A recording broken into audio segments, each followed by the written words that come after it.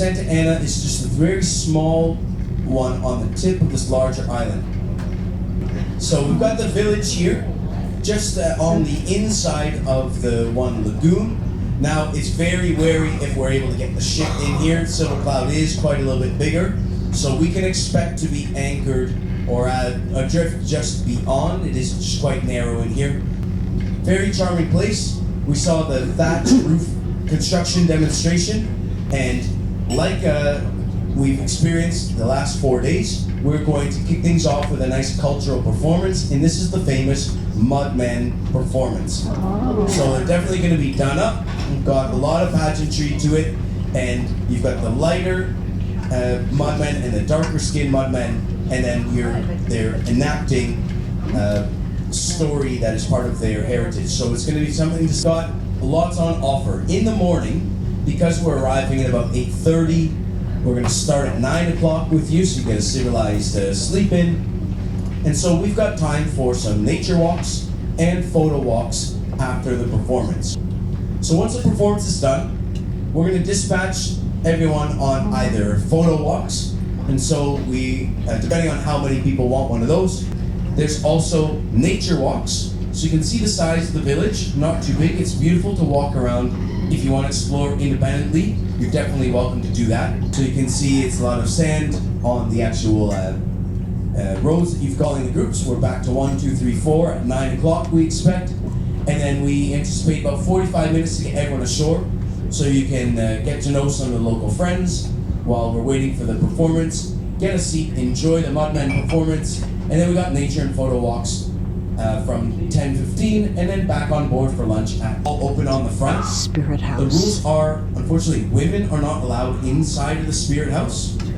So we'll bring those kayaks ashore. We'll have them there after lunch. If you wanted to get a Zodiac to shore to explore around the village, otherwise we'll have the kayaks on the beach for a bit of beach kayaking.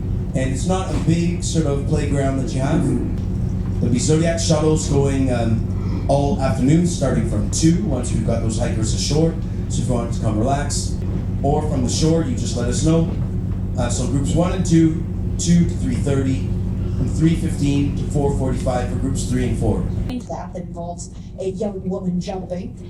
However, it has now been kind of new crops that we've talked about really briefly. Things like taro, a great staple food, lots of starch in it, and fiber sources. Sea hibiscus, you've probably seen some of these along the shoreline. This was a great source of wood, and some of us to sniff when we were wandering through a village the other day. The noni, I want you to keep an eye out for as you are wandering through the village. Things like Polynesian arrowroot. This one, though, is easily confused with another one.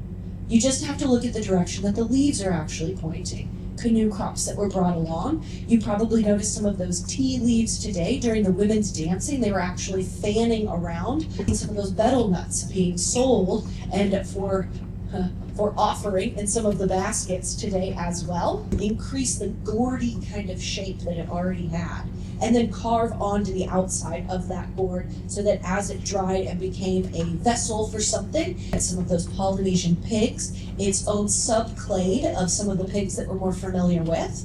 Chickens, great because you get the eggs and the meat. And then you also have dogs being brought along as a canoe crop, as a hunting assistance, but then also as a protein food source. Brought along, question mark. They're known as kiore.